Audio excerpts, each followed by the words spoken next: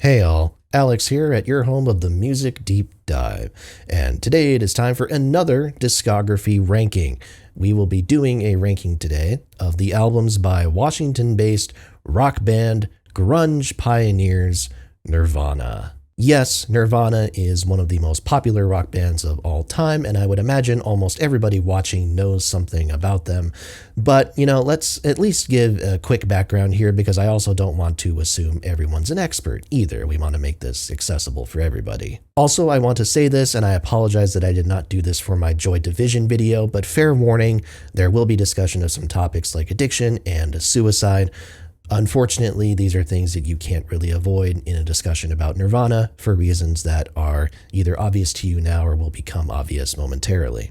So, the story of Nirvana is actually deeply entwined with the story of the Melvins, another Washington-based rock band that went on to carve out an impressive career in the grunge scene while also branching out to experimental rock and metal. Melvins drummer Dale Crover was high school friends with Kurt Cobain, and the two of them formed a sort of Melvin spin-off project called Fecal Matter in 1986. The project was meant as a joke, but Cobain used a selection of demo recordings to convince another friend of his, Chris Novoselic, to start a band together. With Cobain on vocals and guitar and Novoselic on bass, the band went through a host of different iterations and names before settling on Nirvana in early 1988, and they also went through a host of drummers during this time as well. After like 3 or 4 guys ended up coming and going, the band ended up settling on Chad Channing, who at the time was drumming for a band called Tick Dolly Row, and the band signed a contract with the label Sub Pop later that year to produce an EP. That EP turned into a full-length album, Bleach, which gained some underground attention nationally, especially on college radio, but was ultimately not a mainstream success. After a short stint with a second guitarist and Channing leaving the band in early 1990, the band attempted to record demos for another album while pursuing a major label contract, while also looking for a different drummer at the same time. The contract came with DGC Records, part of the David Geffen tree of labels, and the drummer came in the form of a Washington, D.C. native named Dave Grohl. Grohl at the time was looking for work after his previous band Scream had disbanded, and it was through the Melvins, again guitarist Buzz Osborne, that Grohl was introduced to Cobain and Novoselic. So Grohl joins, the band records their second full-length record with producer Butch Vig in a more professional studio setting, and, well, most people know the rest. That record becomes Nevermind, which becomes a surprise success after its lead single, Smells Like Teen Spirit, blows up on MTV. Within weeks of the album's release, Nirvana became a household name. They had the best-selling record by around Christmas time and the New Year, and their success spawned a massive amount of acclaim and attention for the so-called Seattle Sound and other bands from that region, or, as the Seattle Sound was referred to by some, grunge. I should note here that the term grunge is one that a lot of bands from that scene have not necessarily embraced. Nirvana was definitely one of them. You hear other bands like Soundgarden as an example, where they're not really fans of the term, which is understandable because the term initially was intended to be somewhat derogatory. Music that is low fidelity, low quality, not especially professional. But again, it's the colloquial term. It's the term that millions of people use at this point, so I'm going to be using it in this video as well to kind of enhance the conversation, but just have that context as well. It's good to know. The band, and especially Cobain, their main songwriter, did not necessarily acclimate well to the sudden success or to how clean their latest record sounded. They felt it was a bit artificial and not necessarily representative of the sound they wanted to achieve. The band's follow-up record, In Utero, was recorded with Steve Albini as producer, intentionally going for a sound that wasn't necessarily more lo-fi, but more organic. That record would still end up selling almost as well as Nevermind did, but discontent continued to grow within the band, specifically within Cobain himself. Now, there is a lot of mythos surrounding Kurt Cobain around this time in history, but for this discussion, we're just going to stick to the facts. Cobain's name was in the tabloids frequently around this time thanks to his marriage to the lead singer of the band Hole, Courtney Love, the two of them painted by the tabloids as heroin addicts and discontent and deadbeat parents to their daughter Frances. Really just kind of an ugly period for the both of them in the public eye. Cobain also suffered from a myriad of health issues. He suffered from chronic depression and suicidal ideation. He also suffered from chronic physical pain, which in turn caused him to become dependent on substances like drugs and like alcohol, which then in turn reinforced the depression and physical pain. All of these struggles came to a head in early 1994. A European tour for Nirvana around this time was interrupted midway through when Cobain nearly died of an overdose. And after a stint in rehab that lasted all of a day and a half, Cobain disappeared. Sometime on or around April 5th, 1994, a little over 30 years to the day that I'm recording this video, Cobain took his own life with a shotgun at his home in Seattle. I'm well aware there's a lot of mystery and a lot of gossip surrounding the details of Cobain's last days, his suicide, was it a suicide, that type of thing. There's a whole lot of conspiracy theories. We're not getting into that. I believe the police report is what it comes down to because that's the most legitimate evidence that's out there. Nirvana ended with Cobain's death. The remaining members opted to pursue completely separate musical endeavors. Novoselic formed the band Sweet 75 and delved into the world of political action. He has since played for a few different bands, and as of this video is the Washington leader of the centrist-leaning Forward Party.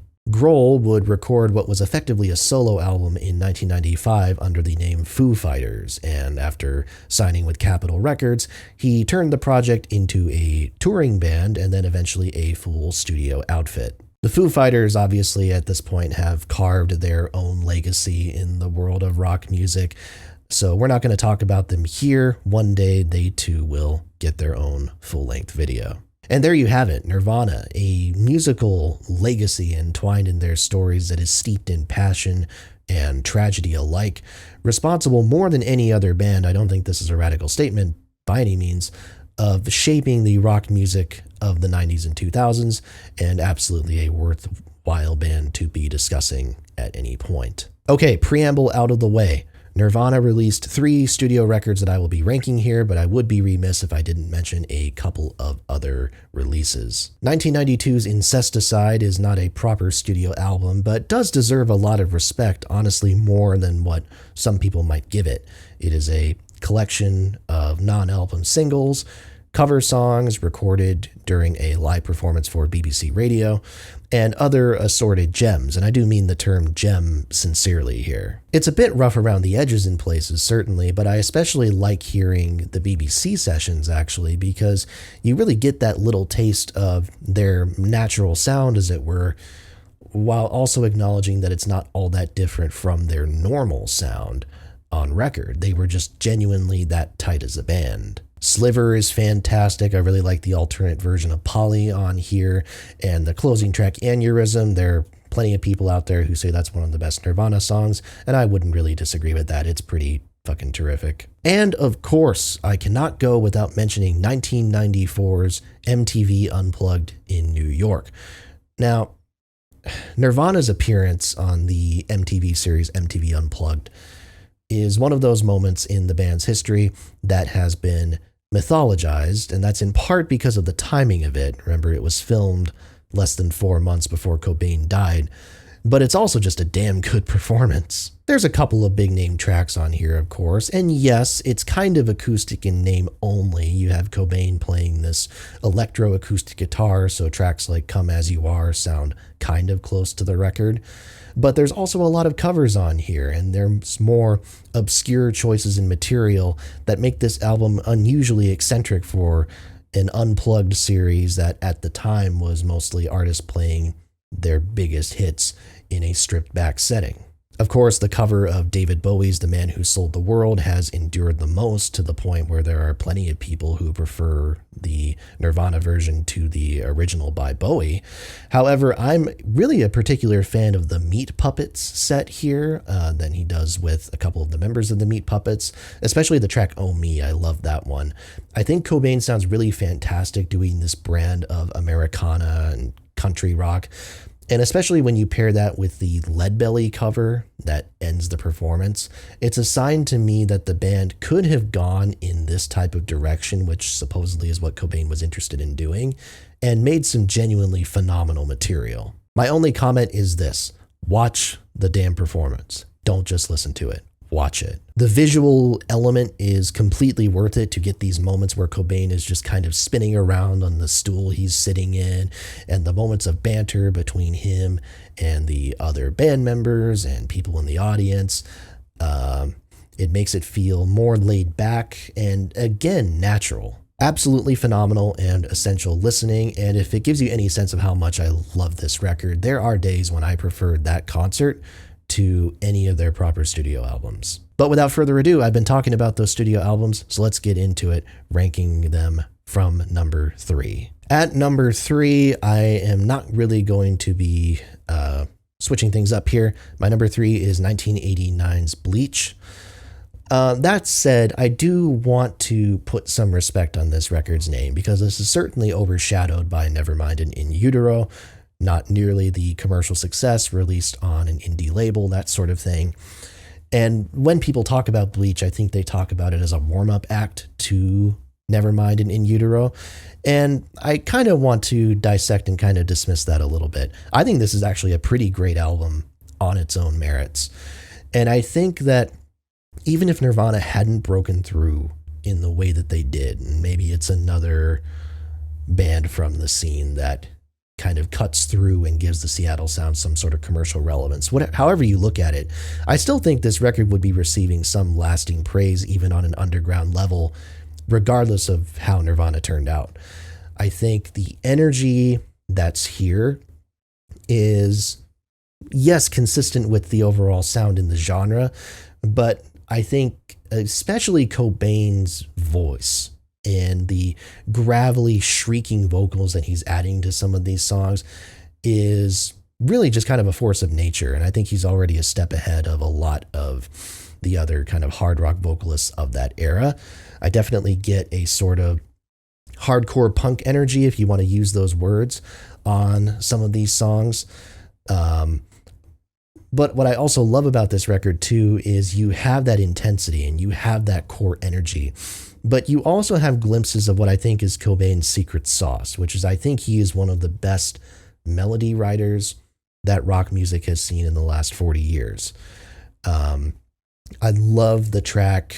Everybody loves the track because it's the most lasting one, but About a Girl.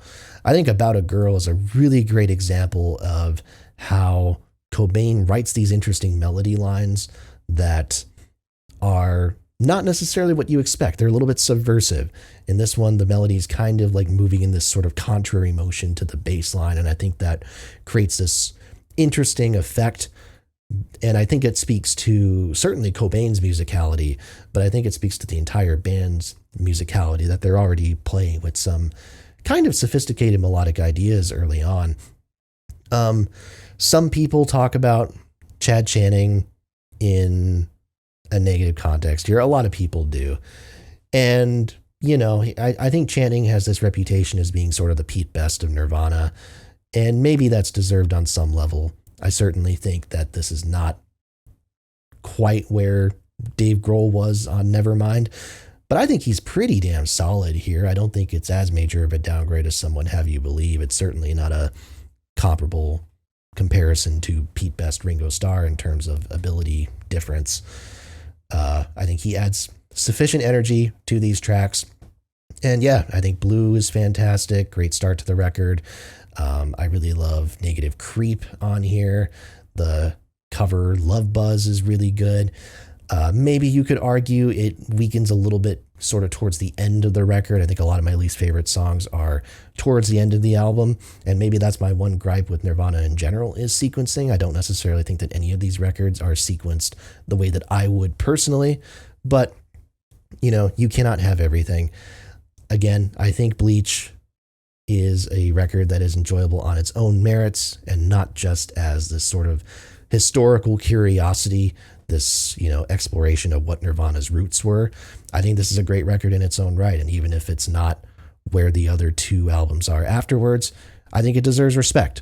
and I think it deserves a fair shake, and I hope that this praiseworthy review, this praising review, I suppose, will inspire people to check it out a little bit more. At number 2, I mean, the top 2 records, depending on the day, can go back and forth. They really are neck and neck. I love Nevermind and I love In Utero, both for somewhat different reasons, but somewhat similar reasons as well. Right now, my number 2 is Nevermind from 1991. I'm going to go back to what I was talking about sequencing-wise before, because again, I think this is the record where if I have an axe to grind, it is the sequencing. I do think that most of the strongest songs are in that first selection of 5. Now, the thing is, I also believe that to an extent, I exaggerate the importance of sequencing sometimes when I reflect on the quality of this record, because I think, oh yeah, the strongest songs on the record are near the beginning, and that's a little bit frustrating. But that also implies underrating the second half of the record, and maybe for a long time I did that, but I can't really do that anymore. I think that Drain You, Lounge Act, On a Plane are all phenomenal. Something in the Way is a fantastic quieting kind of dreary closer. Territorial Pissings is an excellent kind of aggressive track, and even Polly, which has been maybe my least favorite song on the record for a while, even Polly I think has grown on me. I've seen more and more people talk about how it's one of their favorites, and I think that track has opened up to me a little bit more on the level of some of these others. So really, you know, again, this second half and this sequencing of tracks that for the most part are, you know, not the singles, not the big hits, apart from Drain You, it's a really strong bit of rock songwriting overall.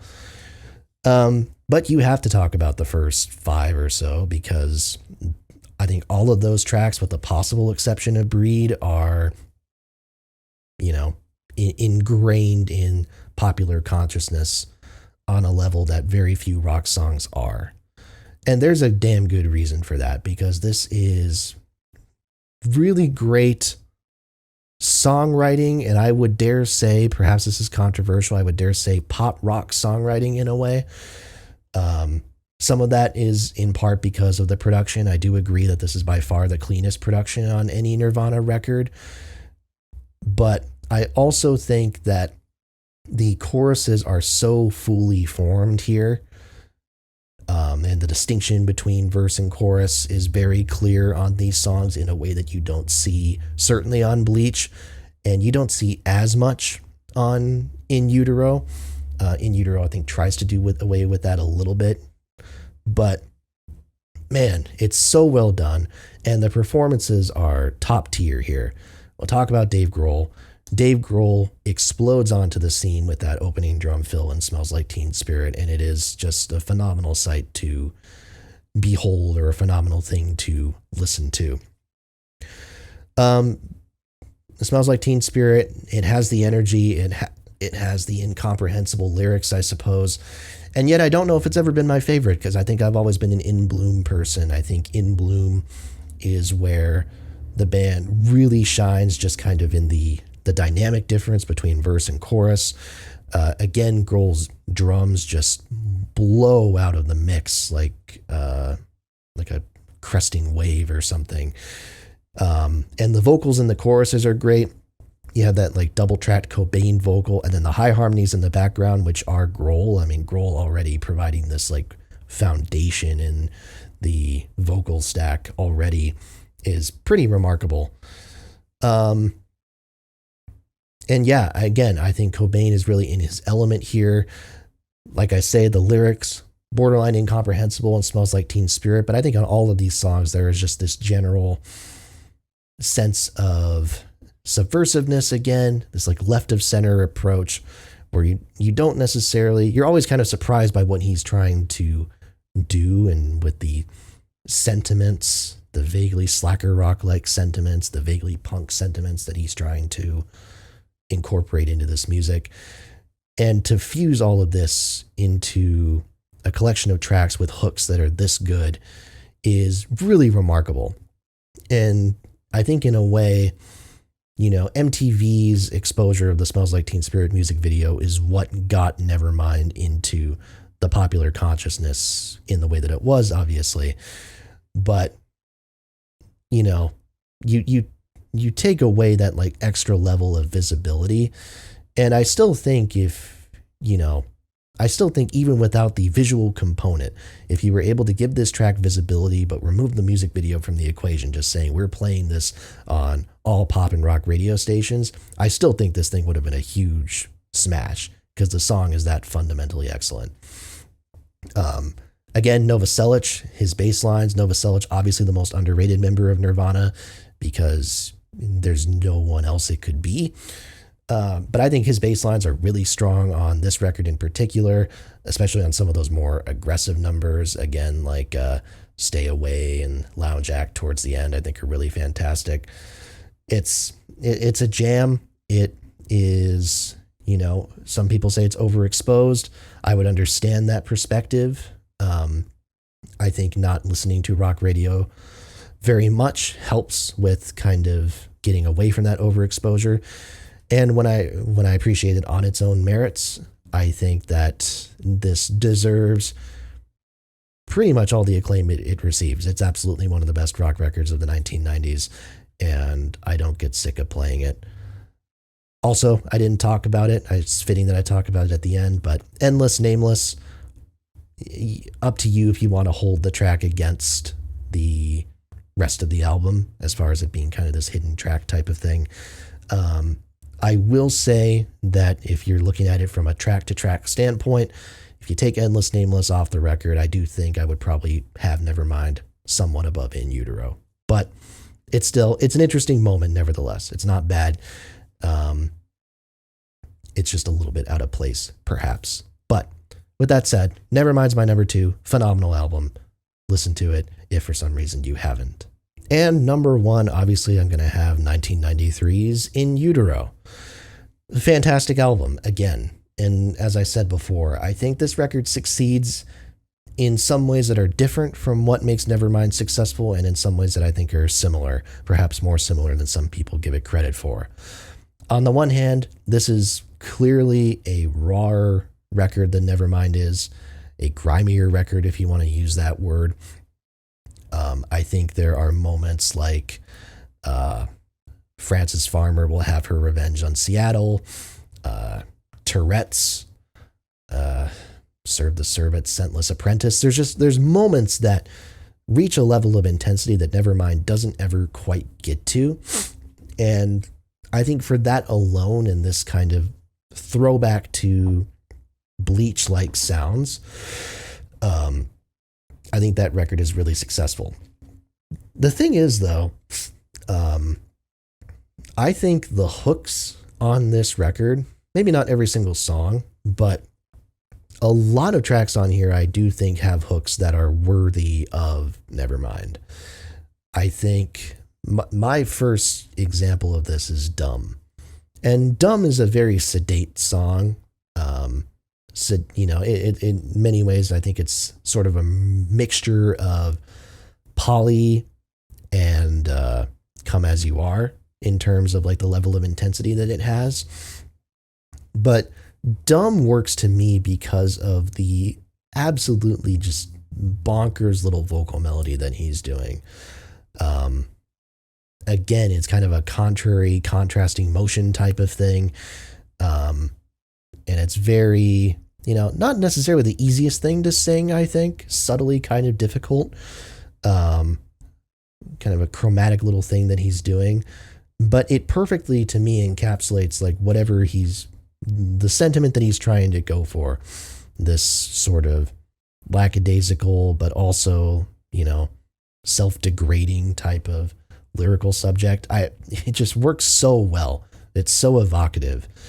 And again, it's subtle and it doesn't draw attention to itself. And it's just one of those moments that, for as much as we want to be careful about throwing around terms like musical genius and things like that, and I don't really like doing that myself, those are the moments where I'm like, okay, that's a little touch of inspiration that a lot of people don't get. And I think Kurt Cobain certainly has that on a few different tracks on here. Heart-Shaped Box is another favorite, of course. Again, I think of the dynamics between verses and choruses. You have Cobain like screaming out those choruses. I believe he's doing the backing vocals there too. It's just really, really intense and heavy stuff.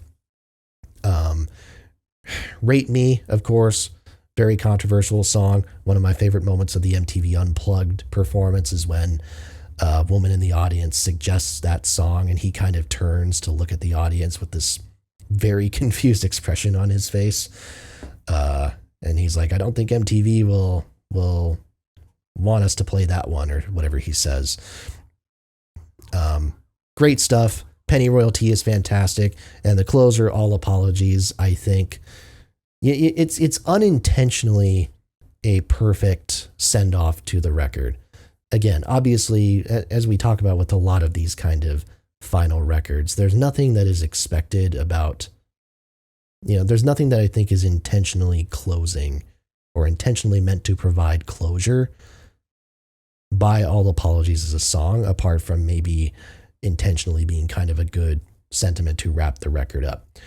But as a kind of summation of the band's career, whether it be lyrically or orally, as it were, I think it works pretty damn well. It works really well. And it certainly can bring on, that feeling of sadness, that feeling of, missed potential and lost potential and that sort of thing. It's just so, it's such a diverse record, and maybe doesn't give enough maybe doesn't get enough credit for that diversity. It rocks as hard as any Nirvana album to date, and yet I think between that guitar shredding, you have these like quieter moments and these moments of mixed dynamics that really show, again, this high level of musicianship going on here. And again, I think the tragic piece about All Apologies as a closer is kind of lingering on that idea of what could have been, and how Cobain specifically, I think, had he survived, how he could have potentially reshaped that entire alternative rock scene. And what we're left with then is this finale of a record, this unintentional finale, which is frustrating, saddening, and frustrating both, and yet still, I think, somewhat cathartic in a way from, that type of a statement from really the defining musicians of the era, if you want to look at it that way. But yeah, again, it is a really fantastic record from front to back. Some of the same strengths as Nevermind, some strengths that I think are different. I think there's a little bit of something for everybody on either of those two records. And, my take is don't make too big of a deal out of trying to say which one is better. That's a very common internet argument, right? I think they're both fantastic, and I think we can just accept that they're both fantastic records, and that Bleach is pretty damn great on top of that. But In Utero is going to be, for the time being, my number one. And that is it. That will do it for this Nirvana discography ranking. What I want to know is, what is your Nirvana discography ranking? What are your favorite albums? What are your favorite songs? What do you think of some of the other projects like the MTV Unplugged concert, that sort of thing? What are your thoughts in general? Please leave them in the comments below. Please make sure to like and subscribe. Always, more reviews are always going to come. More discography rankings as well. More content about music always. Thanks so much for watching. Make sure to hit that bell for notifications as well, and tell a friend. Really helps out the channel. That kind of word of mouth thing, really super helpful for kind of helping us grow. We just passed 500 subscribers, which is really awesome. So let's keep that momentum rolling, y'all. Thanks so much, and I'll see you next time right here at your home of the Music Deep Dive.